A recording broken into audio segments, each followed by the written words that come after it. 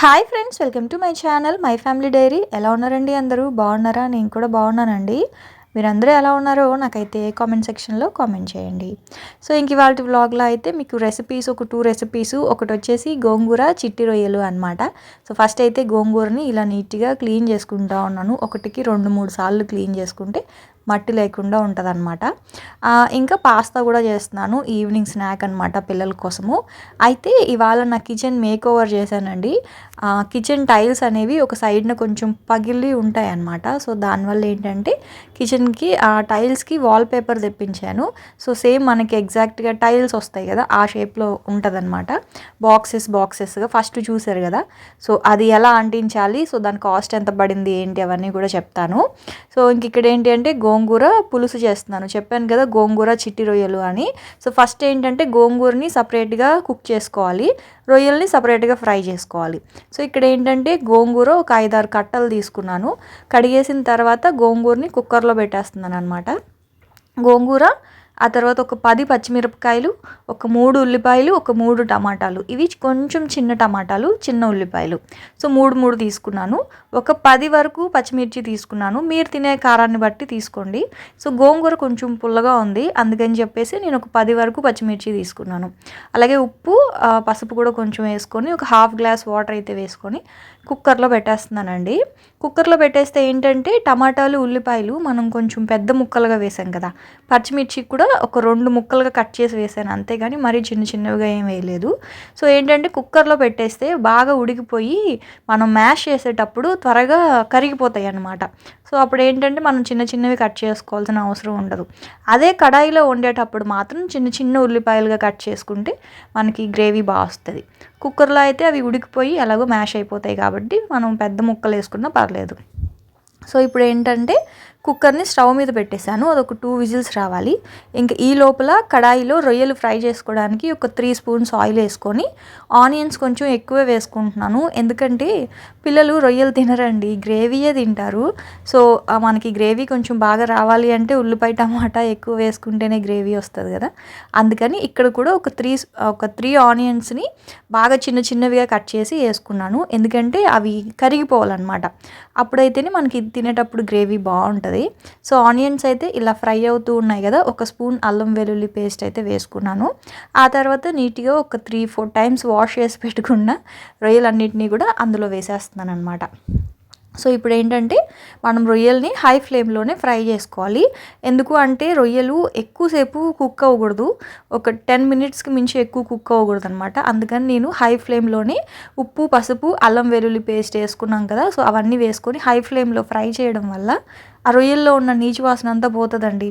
కాకపోతే ఈ రొయ్యలు ఏంటో ఎంత ఫ్రై చేస్తున్నా వాటర్ మాత్రం వస్తూనే ఉన్నాయి. ఆ తర్వాత ఇంకా అలా ఫ్రై చేసిన తర్వాత చిన్న స్పూన్ తోటి ఒక స్పూన్ కారము, ఒక స్పూన్ ధనియాల పొడి, అలాగే 1/2 స్పూన్ గరం మసాలా అయితే వేసుకున్నాను. పెద్ద స్పూన్స్ కాదండి, చిన్న స్పూన్స్ వేసుకున్నాను. ఎందుకంటే ఆల్రెడీ మనం గోంగూరలో పచ్చిమిరపకాయలు వేసుకున్నాం కదా, కాబట్టి కొంచెం చూసి అయితే వేసుకోండి మీరు తినే కారాన్ని బట్టి. సో ఇక్కడ కర్రీ అయితే అయిపోయిందండి. ఫైనల్గా కరివేపాకు వేసేసుకొని ఇలాగా బాగా ఫ్రై చేసేసుకోవాలి. ఇది మనం డైరెక్ట్గా ఇలా కూడా తినేయచ్చు, పప్పుచారుతోటి, రసంతోటి చాలా బాగుంటుంది. కాకపోతే ఆయిల్ కొంచెం తగ్గింది అనుకుంటున్నారు కదా, సో లాస్ట్లో మళ్ళీ తిరగమాత పెట్టుకుంటాను అనమాట. అందుకే కొంచెం ఆయిల్ తగ్గించి అయితే వేసుకున్నాను. సో రొయ్యలు అయితే సిమ్లో పెట్టాను, అదైతే కొంచెం మగ్గుతూ ఉంది. ఇంక లోపల ఇది 2 విజిల్స్ వచ్చాయి, ఉడికిపోయాయి. సో ఇప్పుడు ఏంటంటే అందులో ఉన్న వాటర్ని ఒక గిన్నెలోకి తీసేసుకొని ఆ టమాటాలు, ఉల్లిపాయ, గోంగూర ఇవన్నీ ఉన్నాయి కదా, కొంచెం బాగా మెత్తగా ఇలా మ్యాష్ చేసేయాలన్నమాట. ఇదిగోండి, నేను చెప్పాను కదా కుక్కర్లో కనుక మనం పెట్టేసామనుకోండి బాగా ఉడికిపోతాయండి. గిన్నెలో అనుకోండి ఇంత మెత్తగా ఉడకవు, అది కాకుండా ఫాస్ట్గా అవ్వదు. మనం ఏదైనా గిన్నెలో కానీ లేకపోతే కడాయిలో ఉడకబెట్టేటప్పుడు టైం తీసుకుంటుంది. అదే కుక్కర్లో చూడండి 2 అంటే 2 విజిల్స్, ఎంత బాగా ఉడికిపోయిందో. నేను పప్పు ఇలాంటి ఆకుకూరలు ఏవైనా సరే కుక్కర్లోనే పెట్టేస్తాను. ఇంకా పులుసు కూరలు కూడా, మనం బెండకాయ పులుసు, వంకాయ పులుసు ఇలాంటి పులుసులు కూడా కుక్కర్లోనే వండేస్తాను అనమాట. సో ఇప్పుడు బాగా మనం మెదిపేసుకున్న గోంగూర పులుసుని రొయ్యల్లో వేసేసాను. అదైతే మగ్గుతూ ఉంది. ఈ లోపల తాలింపు అయితే పెట్టుకుంటున్నాను.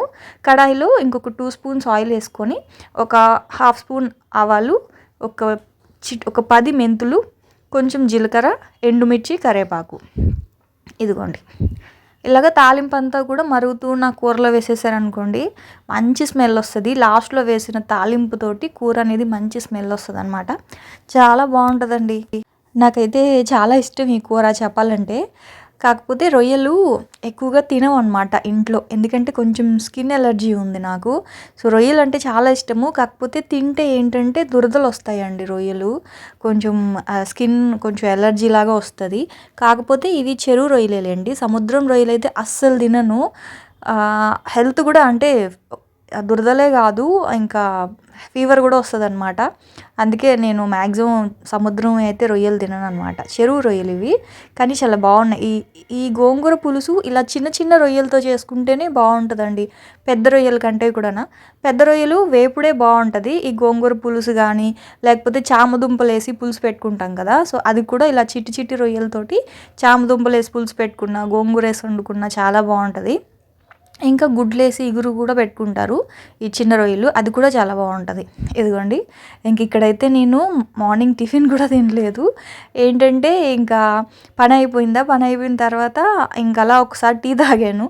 టీ తాగేసిన తర్వాత ఇంకా గిన్నెలు కడగడం, బట్టలు ఆరేయడం, ఇల్లు తుడవడం, అసలు ఎంత పని అంటే అంత పని. ఇంక అసలు ఇంకా టిఫిన్ తినాలనిపించదు నాకు అంత పని చేసేటప్పుడు. అయితే నన్ను అడిగారు, అంత పని చేస్తారు కదా అసలు ఎలా మీకు ఎనర్జీ వస్తుంది అని. ఏం లేదండి, నేను మజ్జిగ తాగుతాను, లేదంటే గంజి ఉంటుంది కదా, మార్నింగ్ లంచ్ బాక్సులు కట్టినప్పుడు వీళ్ళ కోసం అన్నం వండినప్పుడు గంజి వారుస్తాను కదా, సో ఆ గంజి ఉంచుకుంటాను నేను, అందులో సాల్ట్ వేసుకొని తాగుతాను. ఒకవేళ గంజి కనుక లేదు అంటే బార్లీ ఉంటాయి కదా, సో ఆ బార్లీ కూడా ఉడకబెట్టుకొని ఆ వాటర్ తాగుతాను అనమాట. సో ఇవే నేను చాలాసార్లు బ్రేక్ఫాస్ట్ అనేది స్కిప్ చేస్తాను, పని ఎక్కువ ఉంటే మాత్రం. లేదు అంటే మాత్రం తినేస్తాను. సో పని ఉంది అంటే మాత్రం ఇంకా అన్నం టిఫిన్ తినాలనిపించదు. సో పని అయిపోయిన తర్వాత ఒకటేసారి వేడిగా వండుకొని అన్నం అయితే ఇదిగోండి, నాకు ఎంతో నచ్చిన కూర ఇలా అయితే తినేస్తూ ఉన్నానండి. సో నా మొహం చూస్తే మీకే అర్థమైపోయి ఉంటుంది ఎంత నవ్వుతూ తింటున్నానో. నాకు చాలా ఇష్టం అనమాట గోంగూర పులుసు అయితే. ఉత్తి గోంగూర పులుసు కూడా ఇష్టమే, రొయ్యలేకపోయినా కూడా అది కూడా చేసుకుంటూ ఉంటాను అప్పుడప్పుడు.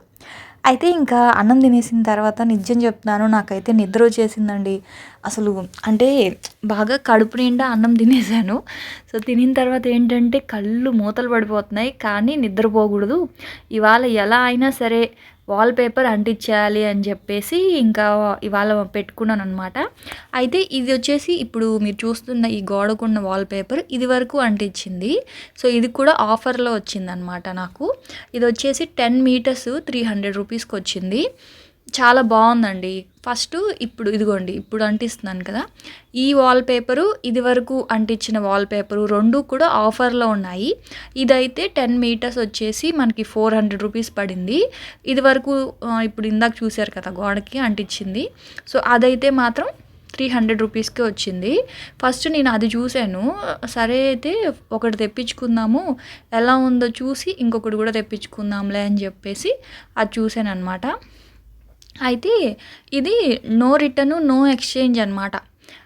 ఇంకా మనకి నచ్చకపోతే ఎక్స్చేంజ్ చేయడానికి లేదు. సో అందుకే నేను ఒకటేసారి 2 తెప్పించకుండా ఒకటైతే తెప్పించాను. కానీ చాలా బాగున్నాయండి. ఫస్ట్ అప్పుడు అంటే మనకి బాగుంది అని ఎలా తెలుస్తుంది అంటే, అంటించేటప్పుడు చికాకు లేకుండా ఈజీగా కనుక ఉంది అంటే బాగున్నట్లే. ఎందుకంటే ఇది వరకు నేను మార్బుల్ ఒకటి తెప్పించాను, మార్బుల్ లాగా ఉన్న వాల్పేపర్ అయితే ఒకటి తెప్పించాను. సో అసలు అది ఏం బాగాలేదు. మీషోలో తెప్పించాను, ఇది అమెజాన్లో తెప్పించాను. సో ఆ మీషోలో తెప్పించింది ఏంటంటే అస్తమాను అంటుకుపోయి, అంటే ఇప్పుడు మనం అంటించేటప్పుడు ఒకదానికి అది ఇలా పేపర్ తీయంగానే ఇంకోవైపు అంటుకుపోతుంది అనమాట. అప్పుడు మళ్ళీ ఇంక మనం తీయలేం కదా. సో అప్పుడు నాకు 250 రూపీస్ వేస్ట్ అయ్యింది. అది కూడా 10 మీటర్స్ కాదండి, 3 మీటర్స్ 250 రూపీస్కి తెప్పించాను మీషోలో. అస్సలు ఏం బాగాలేదు. ఇది అమెజాన్లో తెప్పించాను, చాలా బాగుందండి. ఇదే బాగుంది. ఇది వరకు నేను గోడకి వేసింది ఇప్పుడు మీకు చూపించాను కదా వెనకాల గోడకి, సో అది కూడా చాలా బాగుంది. అది ఫస్ట్ వేశాను, ఇప్పుడేమో ఇది కూడా ఇది కూడా తెప్పించాను. ఇది కూడా చాలా బాగుంది, సేమ్ క్వాలిటీ అనమాట. రెండు కూడా ఒకే క్వాలిటీ వచ్చాయి. ఇది వచ్చేసి వాటర్ ప్రూఫే, ఇంకా ఫైర్ రెసిస్టెన్స్ కూడా ఉంటుంది. సో ఫైర్ అంటుకున్న అంటే మనకి స్టవ్ వెనకాల ఉంటుంది కదా, సో అప్పుడు కూడా ఏం కాలదనమాట. బాగుంది. సో మీకు ఎవరికైనా ఇంట్రెస్ట్ ఉంటే తెప్పించుకోండి. సో ఇది నేను అంటిస్తున్నాను కదా ఇప్పుడు, అయితే ఎలా అంటించాలి అంటే, నేనైతే డైరెక్ట్‌గా అంటించేస్తున్నానండి. ఒకవేళ మీకు ఇలా డైరెక్ట్‌గా ఇలా తీసి అంటించడం కొంచెం కష్టంగా అనిపిస్తే, మీరు గోడ ఎంతుందో అంత చిన్న చిన్న పీసెస్ లాగా కట్ చేసుకోండి. ఇప్పుడు నేను చూడండి మొత్తం ఆ బండిల్ అలాగే పెట్టేసి కట్ చేస్తుంటే వెనకాల ఎక్స్‌ట్రా పేపర్ ఉంటది కదా! వెనకాలున్న పేపర్ తీసేటప్పుడు కొంచెం అడ్డుపడతా ఉందనమాట. అందుకని ఏం చేశానంటే ఇక్కడ చూడండి కట్ చేసుకున్నాను. ఆ గోడ ఎంతుందో అంతవరకు ఆ వాల్ పేపర్‌ని కట్ చేసుకొని అంటిస్తా ఉన్నాననమాట. సో, అలా చేసుకోండి కొంచెం ఈజీగా ఉంటది. గోడలకి అంటియడం ఈజీయే. టైల్స్ ఏంటంటే చిన్న చిన్న ముక్కలు కదా! టైల్స్ అనేవి కొంచెం లెంత్ చిన్నగా ఉంటది కాబట్టి కొంచెం చూసుకొని అన్నీ ఒకే సైజులో కట్ చేసుకొని అప్పుడు అంటించుకోండి ఈజీగా ఉంటది. ఇదిగోండి ఇలా కార్నర్స్ వచ్చినప్పుడు మాత్రం ఒక కత్తి, ఒక సిజరు 2 పక్కన పెట్టుకోండి. ఆ చిన్న చిన్న కార్నర్స్ వచ్చినప్పుడు మాత్రం చిన్న చిన్న కటింగ్స్ అని జాగ్రత్తగా చేయాలి. లేకపోతే అంతా చూడ్డానికి బాగోదు. సో, ఇదిగోండి ఇలాగా కొంచెం అలా కట్ చేస్తూ అంటించాలనమాట. సో, మీకు చూపించడానికి ఈజీగా ఉంది గానీ, నాకు మాత్రం సరదా తీరిపోయింది చెప్పాలంటే. ఆహ్, అంటే కొంచెం కాళ్ళు నొప్పులు ఓపికగా చేయాలనమాట ఇవన్నీ గూడాన. ఫాస్ట్‌గా అయిపోవు. ఫాస్ట్‌గా చేసాము అంటే మాత్రం ఎయిర్ బబుల్స్ వచ్చేసి లోపలంతా గాలెళ్ళిపోయి ముడతలు అయిపోతాయన్నమాట. నీట్‌గా రాదు. సో, ఇలాంటివన్నీ కూడా కొంచెం నీట్‌గా రావాలి అంటే కొంచెం టైం అయితే ఇవ్వాలి వీటికి. సో, చూసారు కదా! మొత్తం నేనైతే హాఫ్ గోడకి పెట్టాను. 6 మీటర్స్ అయిందండి. నాకు ఇంకా 4 మీటర్స్ మిగిలింది. సో, పైన వరకు కూడా వేసేద్దాం అనుకున్నాను గానీ, సో, ఇక్కడి వరకే బావుంది కదా! అనిపించి హాఫ్ వాల్ వరకు వేశాననమాట. సో, ఇదిగోండి ఇంక మొత్తం ఇంకా స్టవ్ అన్నీ కూడా మళ్ళీ ఎలా ఉన్నవి అలా పెట్టేస్తా ఉన్నాను. సో, చూసారు కదా! ఎలా ఉందండి? బావుందా? అంటే ఇది మేము వుడ్ వర్క్ చేయించేటప్పుడు టైల్సు సైడ్‌న పగిలిపోయాయండి. మీరు నా వీడియోస్‌లో చూసే ఉంటారు కదా! అక్కడ కొంచెం చిన్న పెయింట్ ఏసాను బ్లాక్ కలర్‌ది. నచ్చలేదు. చాలా రోజుల నుంచి అనుకుంటున్నాను అంటిద్దాము ఇలా అని చెప్పి. ఈ వాల్ పేపర్ తెప్పించి కూడా 1 మంత్ అయిందండి. సంక్రాంతి అప్పుడు తెప్పించాను. అంటే మొత్తం ఇల్లు క్లీన్ చేసేసి అంటిద్దాం అనుకున్నాను. కాకపోతే ఆ పండగ హడావిడిలో ఇంక అవ్వలేదు నాకు. పిల్లలతోటి ఇంక ఇంట్లో అందరూ ఉన్నారు కదా! సో, ఆ టైంలో నాకు ఇంక అవ్వలేదు. మొత్తానికి ఇంక ఇవాళైతే ఇలా మొత్తం అంతా కూడా నీట్‌గా చేశాను. నాకైతే నచ్చిందండి. మీకెలా అనిపించింది?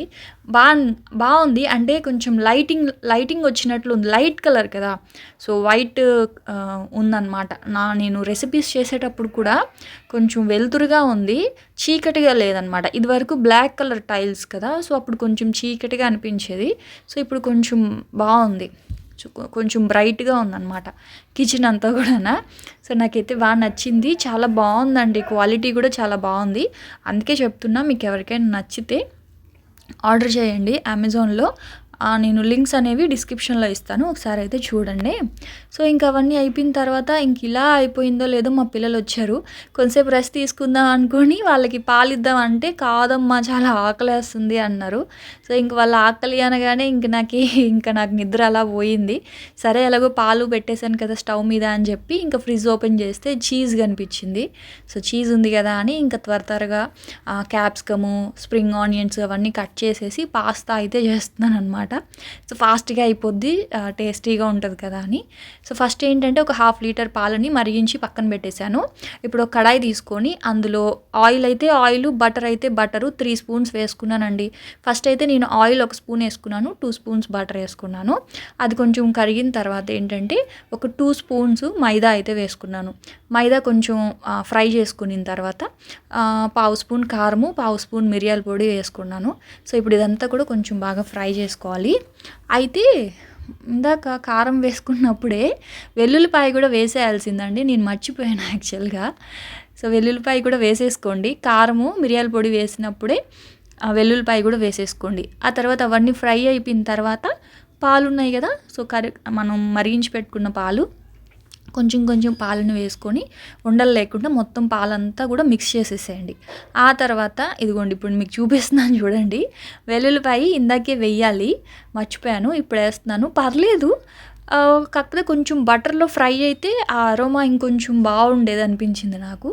సో, ఇక్కడేంటంటే గార్లిక్ ఏసేసాను. అలాగే స్ప్రింగ్ ఆనియన్స్ కూడా వేసుకున్నాను. ఇంకా క్యాప్సికమ్. ఇంక వెజిటబుల్స్ మీ ఇష్టం అండి. స్వీట్ కార్న్, ఆనియన్స్ కాలీఫ్లవరు ఇట్లా ఏదైనా వేసుకోవచ్చు. నేను మాత్రం అవన్నీ వేయలేదులేండి. ఇవి ఒక్కటే ఉన్నాయి వెజిటేబుల్స్. అందుకే స్ప్రింగ్ ఆనియన్, క్యాప్సికమ్ వేసుకున్నాను. అలాగే అందులోనే డైరెక్ట్‌గా నేను పాస్తా కూడా అంటే మ్యాక్రోనీస్ కూడా వేసేసాననమాట. సో సాల్ట్ మాత్రం వేయలేదు, చీజ్ మాత్రం వేయలేదు. సో చీజ్ లాస్ట్‌లో వేస్తాను, సాల్ట్ కూడా లాస్ట్‌లో వేస్తాను.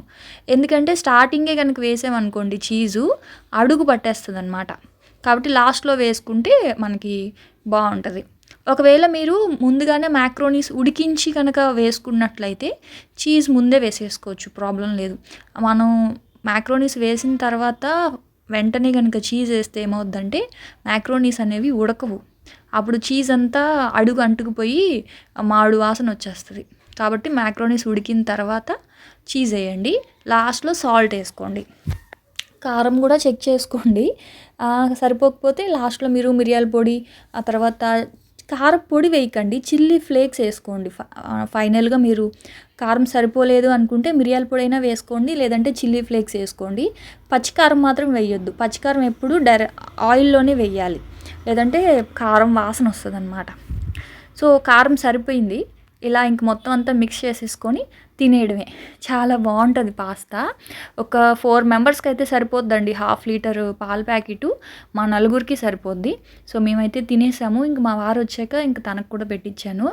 తినేసిన తర్వాత ఇంక మధ్యాహ్నం చేసిన కర్రీ ఎలాగో ఉంది కాబట్టి ఇంక నైట్కి వంట ఏం లేదు, ఓన్లీ రైస్ ఒకటే పెట్టుకోవాలి. అయితే ఇంక ఇక్కడ మా పిల్లలకి ఏదో ప్రాజెక్ట్ వర్క్ ఇచ్చారని చెప్పి చేస్తూ ఉన్నారు. అదైతే వాళ్ళకి ఇచ్చినట్లు లేదండి బాబు, మాకు ఇచ్చినట్లు ఉంది. ఇంకా చిన్నోడికేమో ఏదో మ్యాథ్స్ టేబుల్ లీటర్స్ ఉంటాయి కదా, సో లీటర్స్ని ఎలా కౌంట్ చేయాలి, ఎలా మిల్లీమీటర్స్లో ఎలా చెప్పాలి అనేది ఒక చిన్న టేబుల్ లాగా వేసి హోంవర్క్ ఇచ్చారనమాట వాడికి. ఇంక మా పెద్దోడికి ఏంటంటే ఏంటోనండి ఇది ఏదో చెప్పాడు వాడు. అది 360 డిగ్రీస్ని డ్రా చేసి తీసుకురమ్మన్నారనమాట. ఎలా అంటే ఒక మనకి క్లాక్ వస్తుంది కదా, సో మనం గడియారం ఎలా అయితే ఉంటుందో అలాగా ఇచ్చారనమాట. సో మొత్తానికి వాళ్ళ డాడీ హెల్ప్ తీసుకొని వాడు ఏదో చేశాడు. వీడికి మాత్రం జస్ట్ ఆ బాక్సెస్ గీసి ఇచ్చానమాట నేను. సో ఆ క్యాలిక్యులేషన్స్ అన్నీ వాడే చేశాడు. ఇంకా అక్కడ డాంకీ బొమ్మ కూడా వాడే చేశాడనమాట విష్ణు. సో ఇది లక్కీ చేసింది. యాక్చువల్గా కొంచెం స్కెచ్ పెన్తో వేసి ఉండాల్సింది, అక్కడంతా వాడు రాశాడు కదా అవన్నీ కూడా క్యాలిక్యులేషన్స్. కానీ వాడు ఏంటంటే పెన్ను వాడాడు, అంత లైట్ అయిపోయింది. చెప్తున్నాను నేను, కొంచెం ఎల్లో కలర్ స్కెచ్తో వేసుంటే బాగుండ్రా కనిపించేది బాగా అని చెప్పి. సో మొత్తానికి ఇదేదో చేసాడు వాడైతే. సో స్కూల్లో ఇలాంటి ప్రాజెక్ట్ వర్క్లు వాళ్ళకి ఇవ్వడం ఏంటో కానీ ఇంట్లో పేరెంట్స్ అయిపోతూ ఉన్నామండి బాబు. మేము అన్నం తినేసరికి 10 అయిపోయిందనమాట. ఇంకా మా విష్ణు అయితే ఇంకా రాస్తూనే ఉన్నాడు. త్వరగా కానీరా బాబు అని చెప్తా ఉన్నాను నేనైతే. అమ్మ అలాంటప్పుడు నువ్వే రాసేయచ్చు కదమ్మా, త్వరగా అయిపోద్ది అని అంటున్నాడు. నీకు అలా ఉంటుందరా, హ్యాండ్ రైటింగ్ డిఫరెన్స్ వస్తే మళ్ళీ ఇంకా మీ సార్ మార్క్స్ వేయరు అని చెప్తే, అంటే దీనికి 5 మార్క్స్ ఇస్తారంట మ్యాథ్స్లో. సో అందుకని అలా కష్టపడి రాస్తూ ఉన్నాడు వాడైతే. సో అదండి, ఇంకా నా రోజైతే ఇలా గడిచింది. సో చూసారు కదా, ఇంక ఇవాళ వ్లాగ్ అయితే. నేను మళ్ళీ రేపటి వ్లాగ్లో మళ్ళీ వచ్చేస్తాను. అప్పటి వరకు అయితే ఉంటాను ఫ్రెండ్స్. మరి బాయ్ అండి, బాయ్.